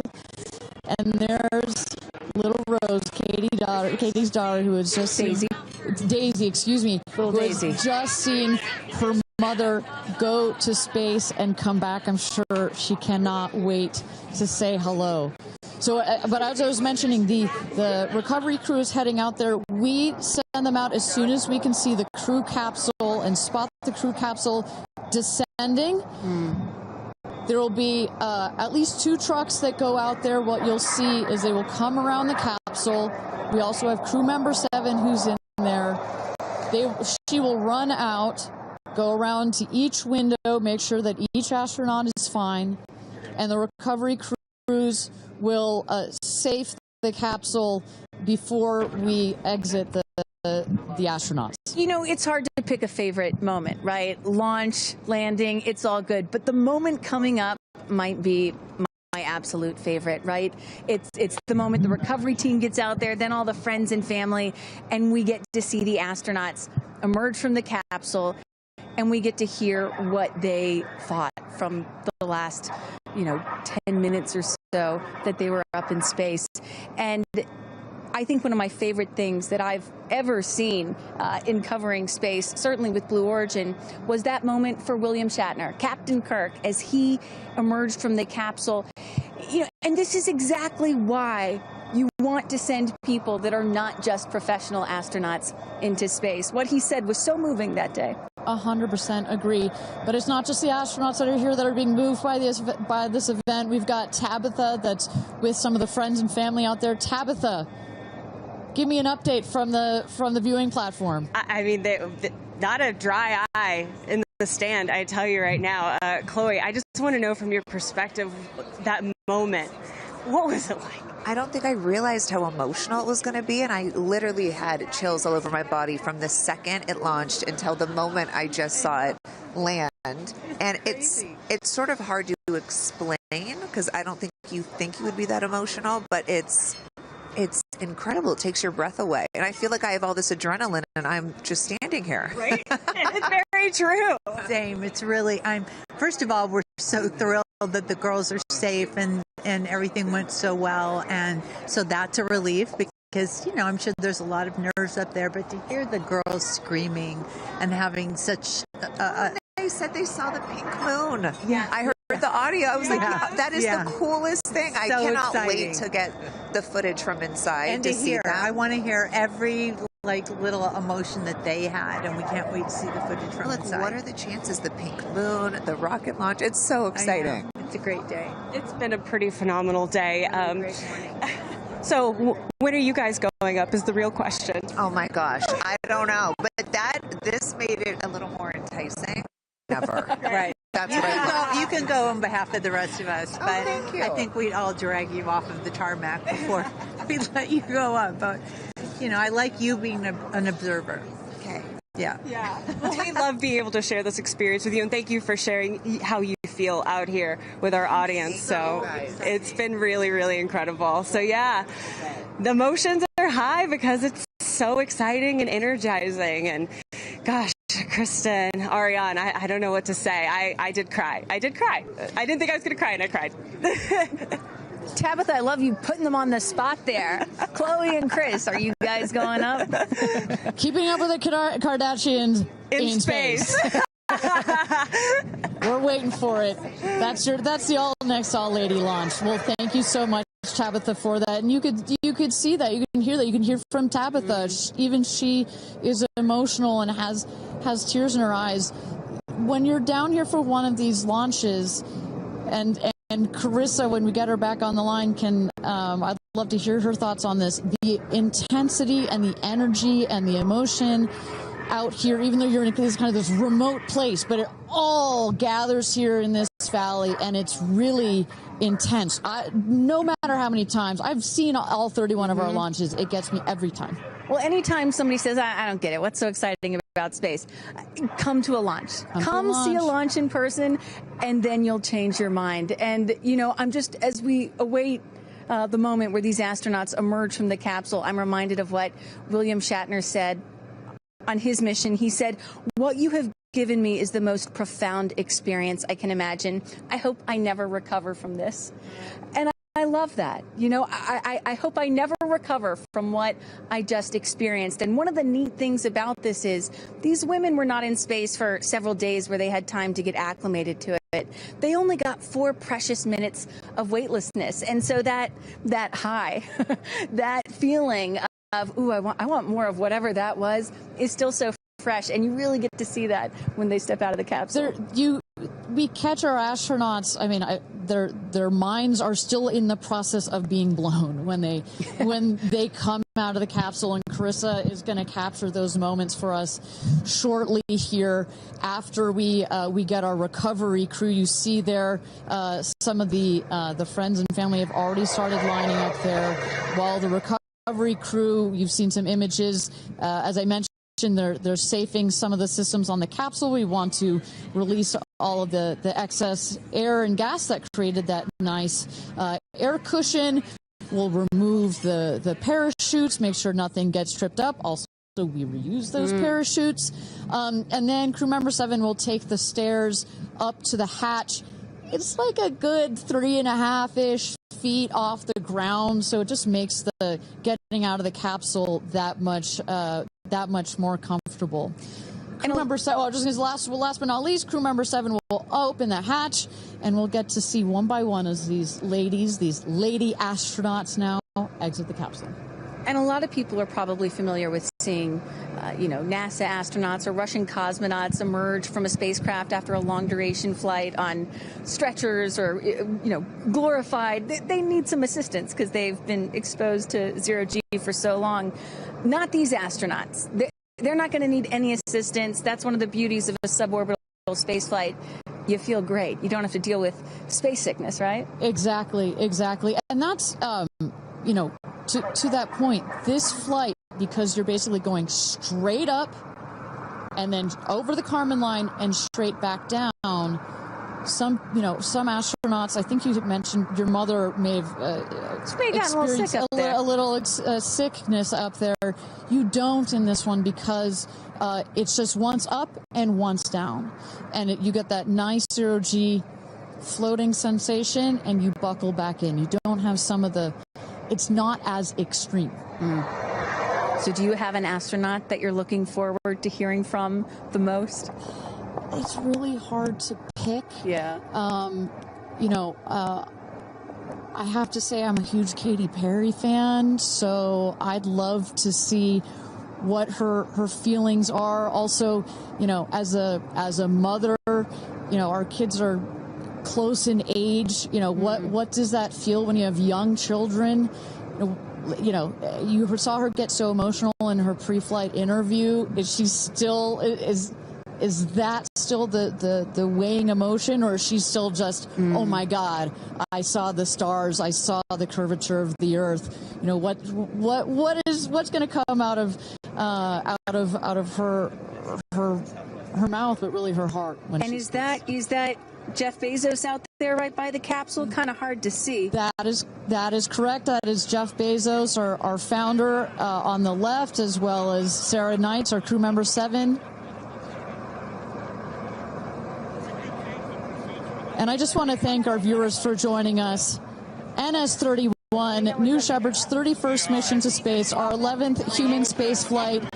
From all parts of this flight, for the booster, for the capsule, for our astronauts, a completely successful flight, one of the smoothest flights we've had so far. And we're now just awaiting the opening of the hatch so we can get some views from our 6 new astronauts.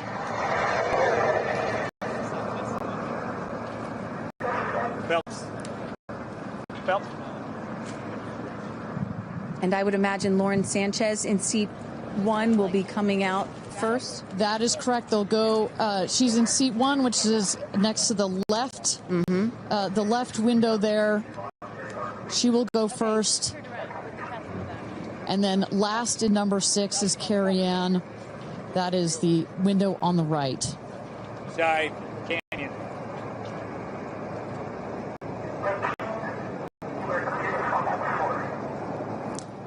You see those vans arriving. Those are friends and family.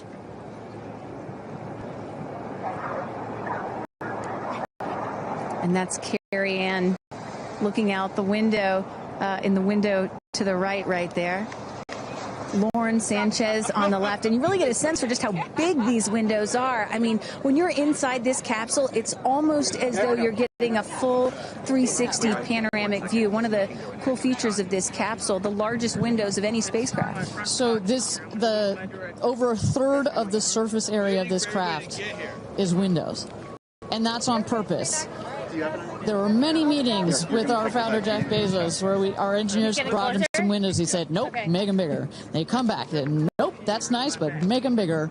And what you get here, why is that so important? So many of our astronauts have said, when I got out of my seat, I looked at outside my window, and I turned around, and I looked at the other 5 windows, and my brain created a panoramic view, a panoramic photo of it, because so much of the capsule is windows, and it makes for just an incredible experience. Sarah. Good? Okay, here we go. Yeah. Here goes Jeff Bezos to open the hatch.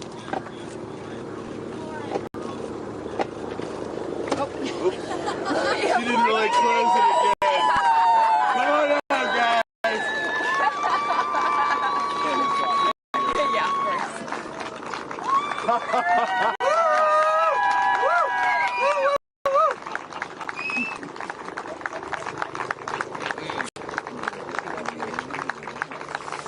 see your babies. Where are my babies? They're over here. Go see them. Where? Oh, we have to go Right there. there. Okay.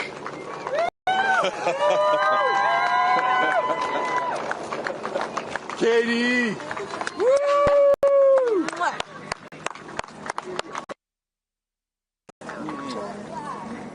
Thank you. Thank you. Amanda!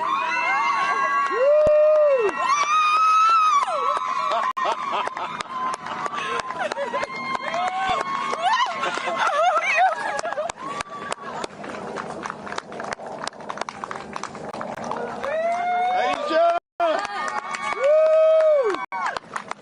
Oh my gosh!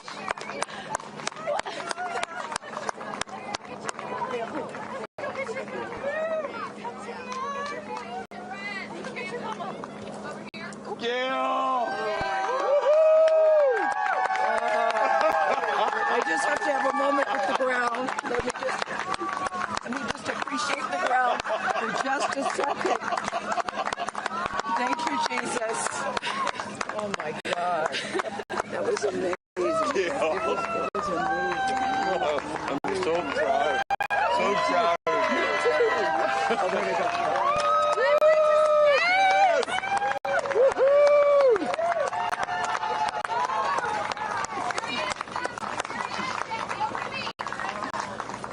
Amazing.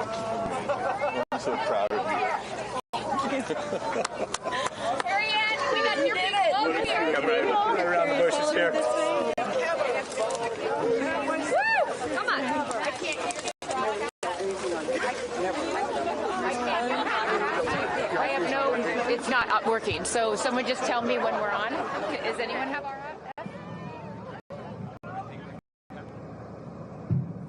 All right, and you just saw it there. All 6 astronauts coming out, all ecstatic. Katy Perry and Gayle King both kissing the earth. Very happy to be back down here, but clearly ecstatic. I don't know about you, Kristen, but my favorite was Lauren coming out and saying, "Where are my babies?" Oh. And I also loved Katy Perry holding a daisy, I believe, and holding the daisy up to the sky after her daughter Daisy. Sweet moment. With that, let's turn it over to Krista Thompson standing by outside the capsule. I don't really have words for it. Oh my God, Lauren, I want to cry just seeing you. I'm so proud of this crew. Like, I mean, Gail, you know, we were just talking in the capsule, doesn't even have ear piercings. She's so afraid to do anything. And she got in that capsule, and I think, like, it profoundly changed her. I mean, for me, I can't put it into words, but like I looked out the window and we got to see the moon. And it was pink. Was it pink? Full moon. It wasn't pink, but it was almost full. And Earth looked so, it was so quiet. It was just quiet. And is it what you expected? No. No. Better. Oh, yeah. I don't think you can describe it, because, you know what I was saying, it was like quiet, but then also really alive. And you look at it and you're like, we're all in this together. Like, that's all I could think about is like, we're so connected, more connected than you realize, because you just see right here, you see like, you know, states and all these things that like divide us, but we're not. And what is your emotion? What makes you emotional? Joy. Okay. Complete and utter joy and gratefulness. Like, it makes me want to come back and just hug everyone and be like, oh my God, we're in this together. Like, that's what this is. And Jeff had told you that it will change you more than you know, and I know you're only a few minutes removed from the capsule, but I can tell already. Emotional. Yeah. To be this I'm like, I don't cry that often. So I didn't expect to be this emotional, but it's also all the love that was in that capsule and all the heart and the feelings and all the things, and like seeing Jeff before I left, I just went, you know, I had to come back. I mean, we're getting married. If I didn't come back. That would be a bummer for me. Only you, by the way, would say this to me. You said, Jeff, if you don't want to marry me, you don't have to send me to space. Don't have to send me to space.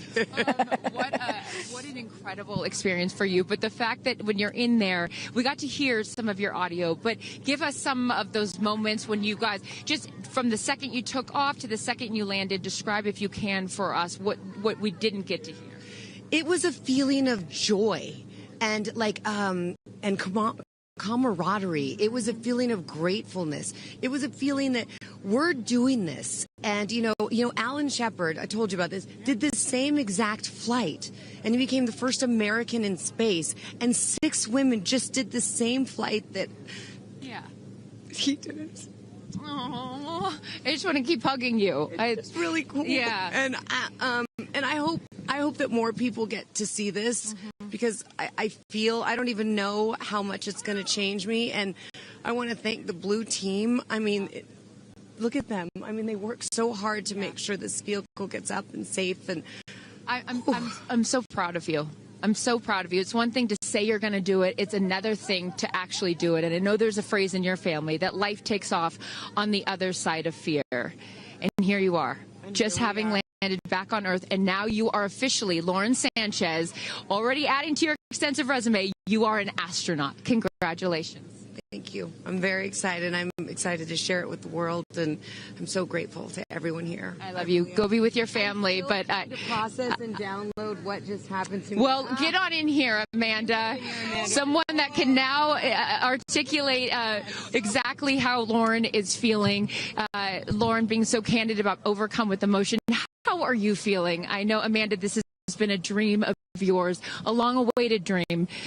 And now it is finally official. You are an astronaut. Congratulations. Thank you so much.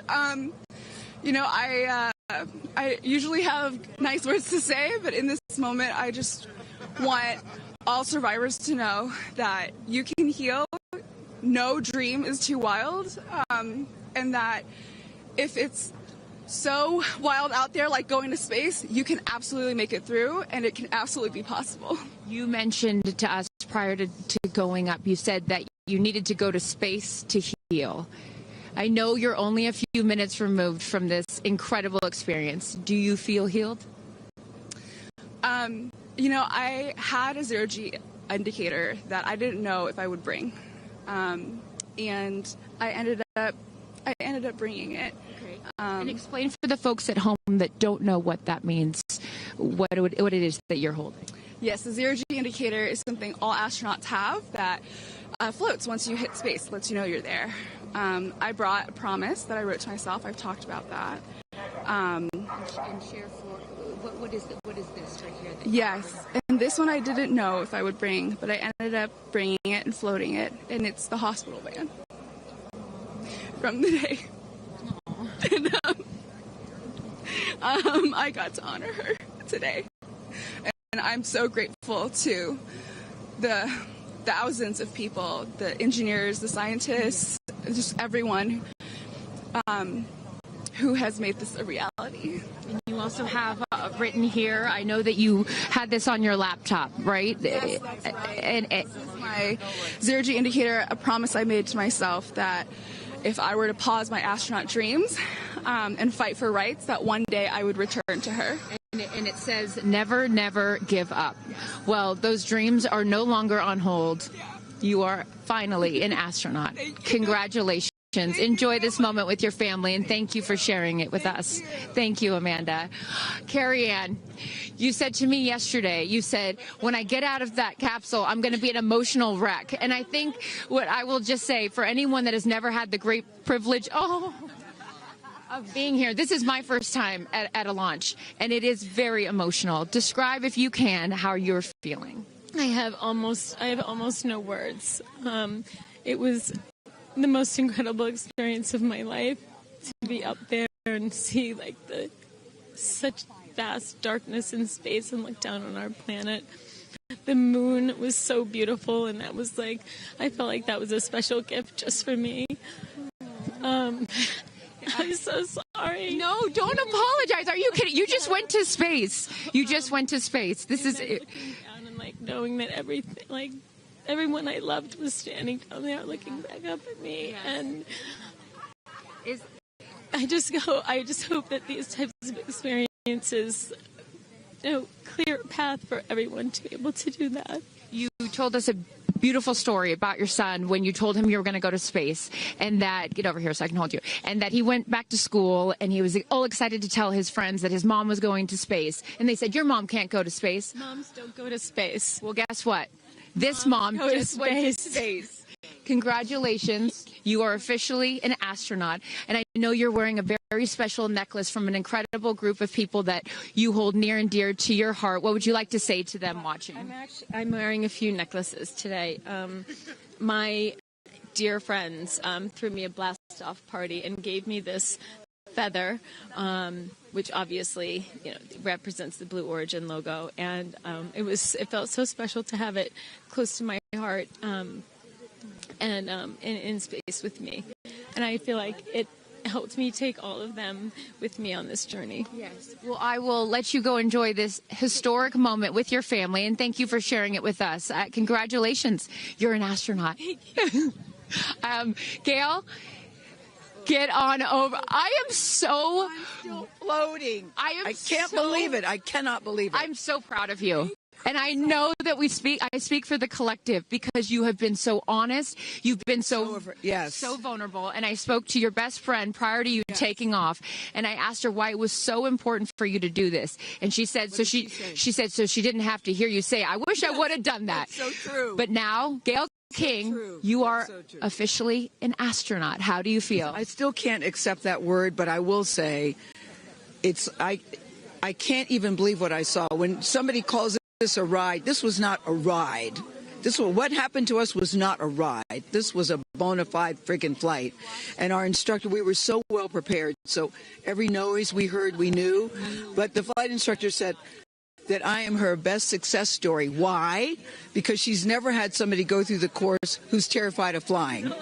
Everybody who's gone through the course is somebody that it's been a lifelong dream. They wanted to do it.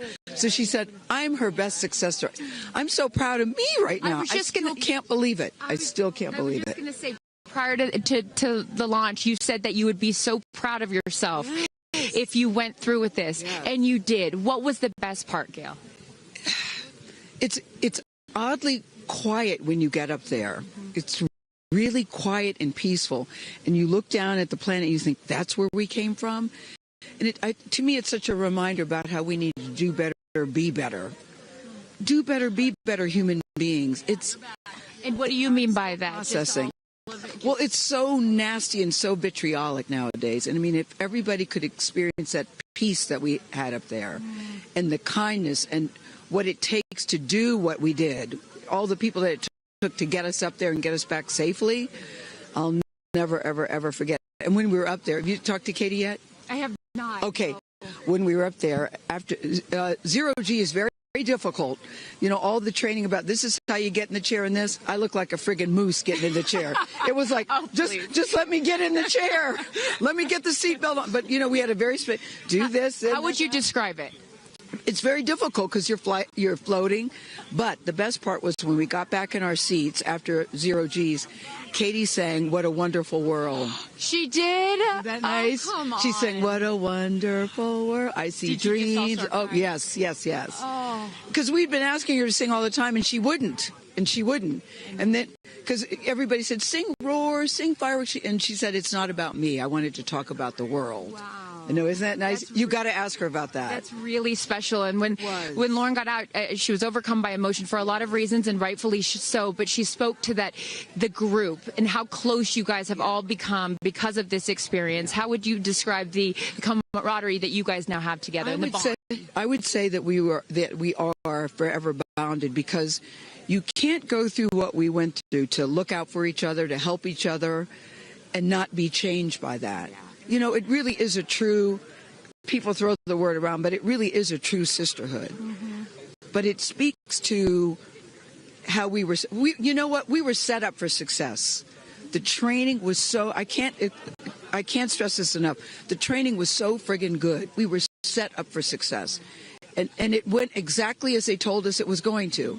every boom that you heard, the drones, the drogues coming out, the parachutes coming out, it went exactly as they said.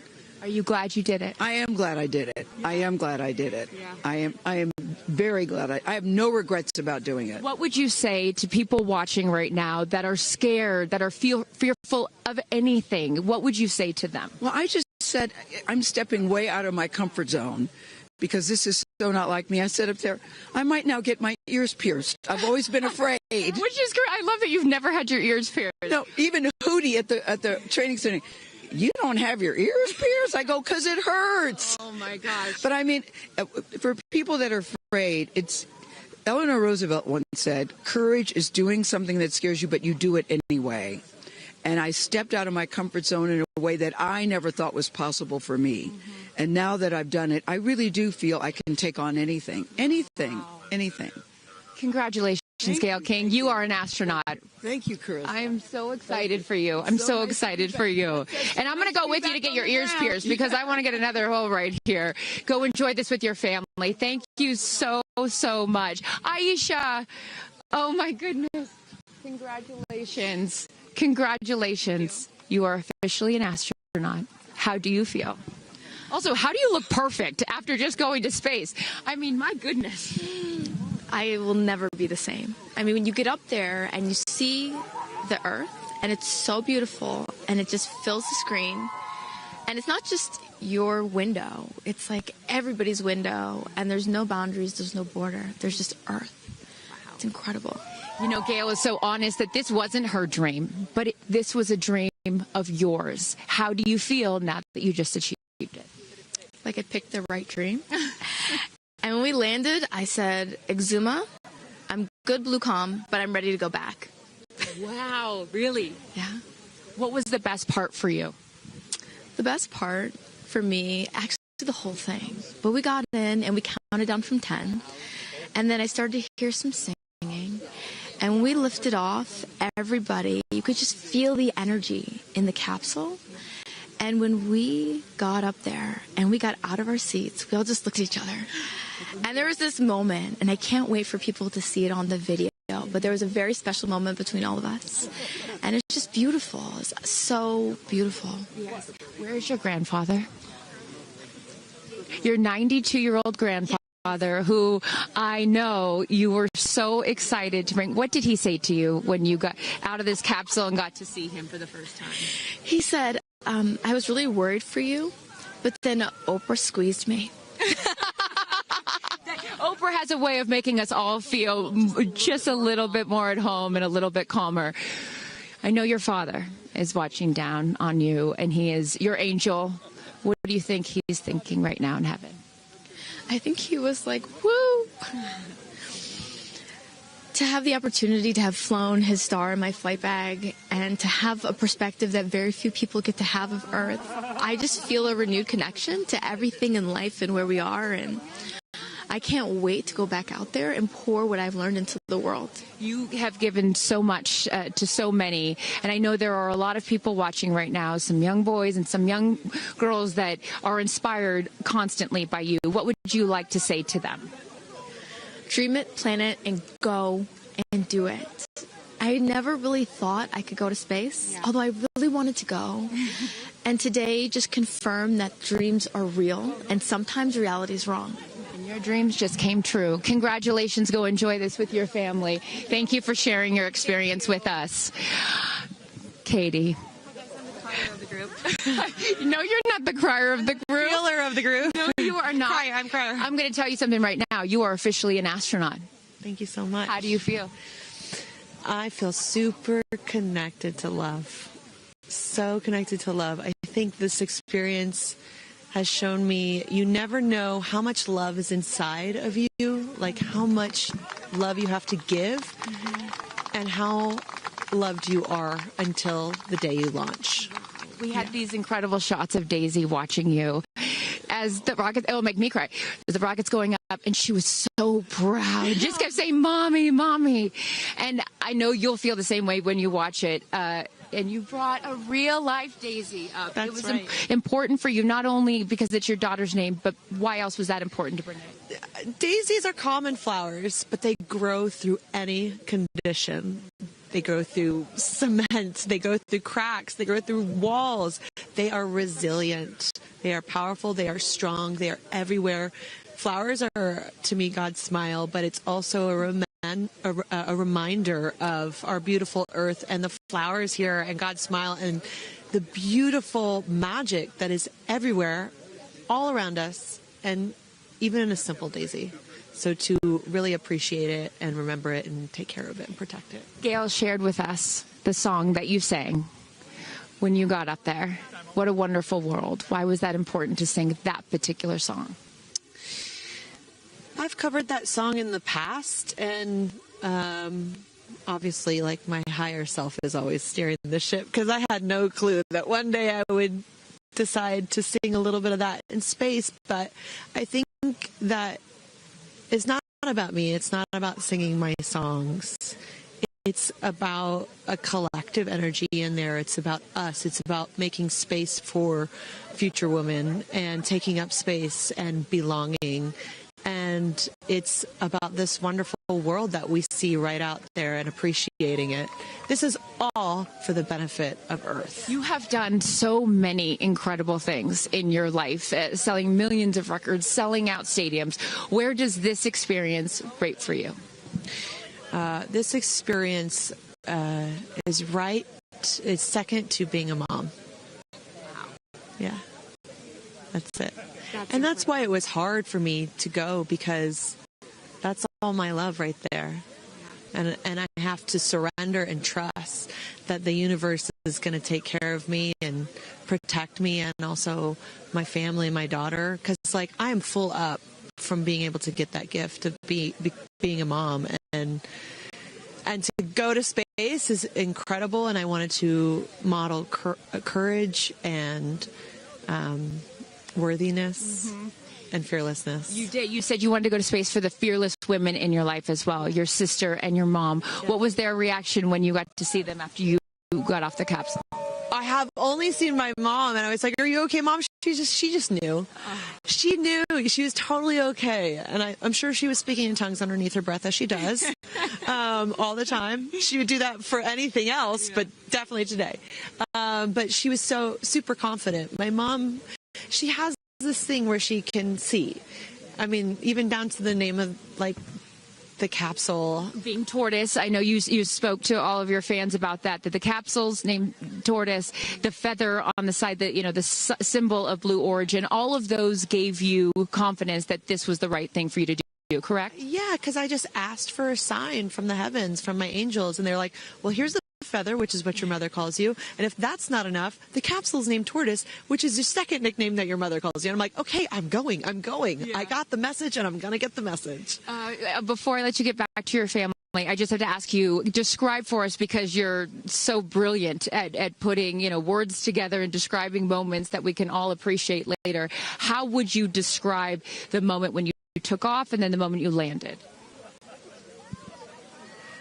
The moment, I mean, it is the highest high, and it is surrender to the unknown, trust, and this whole journey is not just about going to space. It's the training, it's the team, it's the whole thing. I couldn't recommend this experience more. This is, like, up there with all the, you know, different tools that I've learned in my life, from meditation to the Hoffman process. This is up there because what you're doing is you're like really finding the love for yourself, because you got to trust in yourself on this journey, and then you're feeling the love when you come down, for sure, and you're feeling that strength. So I feel really connected to that strong divine feminine right now. By the way, you're such a badass. I love that the month of April, you're like, I'm going to space and I'm launching my tour. I mean, it's really incredible. Now I know I'm asking this question for your fans. Will you write a song about this experience? Oh, for sure, 100%. And not only that, I got to reveal my set list for the tour on a butterfly. How apropos. Incredible. Just flying in space. I don't know if anyone's ever... in space. I don't know if anyone's ever done that before, so I'll just... Well, there's a lot of things that you have done first.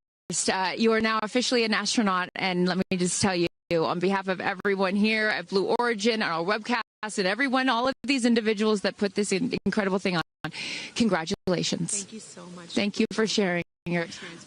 It's a 10 out of 10. That's my review. 10 out of 10. You There definitely go for it. 10 out of 10. Thank you, Katie. Congratulations. All right, you guys. So many fun moments that we'll continue to see as we get the footage. But I'm going to send it back to you and let these incredible astronauts enjoy their time with their friends and family. Thank you so much, Carissa. Wow. Kristen, I mean, 6 inspirational women in their own right. Eloquent. I could not be that eloquent coming down from space. You know, you heard Katy Perry saying 10 out of 10, but number 2 experience only to being a mother. What were some of your takeaways from what we just heard? You know, Gayle King used the word sisterhood. I'm feeling the sisterhood today. First all-female crew to space since 1963, and that was a solo mission, Valentina Tereshkova. And I'm with an all-female broadcast team here at Launch Site 1 in Blue Origin. Ariane, it has been a complete honor to work alongside you.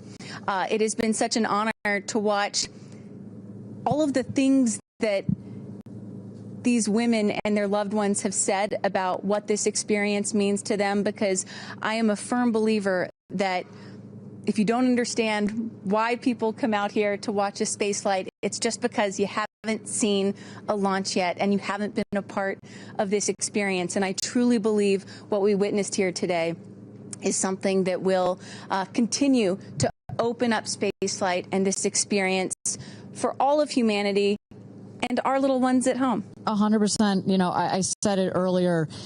You can't be it if you can't see it. And to see these 6 women go up and the roles that they have played before, but I can't wait to see the roles that they play afterwards in their way of telling this story for the world to hear, to experience, to see.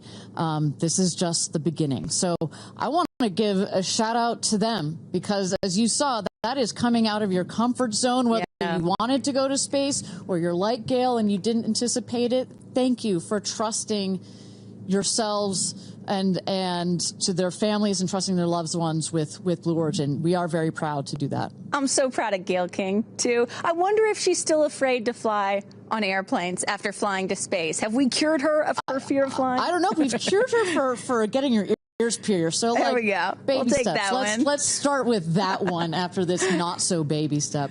Aw. Look at that beautiful shot. And now the party starts, right? Can we pop some champagne and celebrate a little bit later? Let's do it. It's only 9:20 a.m. It's not too early. 5 o'clock somewhere, baby. All right. What an incredible day. Just for all of us, for our astronauts, for our Blue Origin team. It was an honor to fly you to space. And if you would like to follow in the pioneering footsteps of these astronauts and purchase a seat to space, visit blueorigin.com and click Fly to Space. Your own journey to visit the Kármán line is much closer than you think. If you'd also like to purchase a mission patch to commemorate today's launch, head to Blue Origin shop for patches and much, much more. For Kristen, Carissa, and Tabitha, I'm Ariane Cornell. Thank you so much for joining us. And until our next launch, Gradatum Ferociter.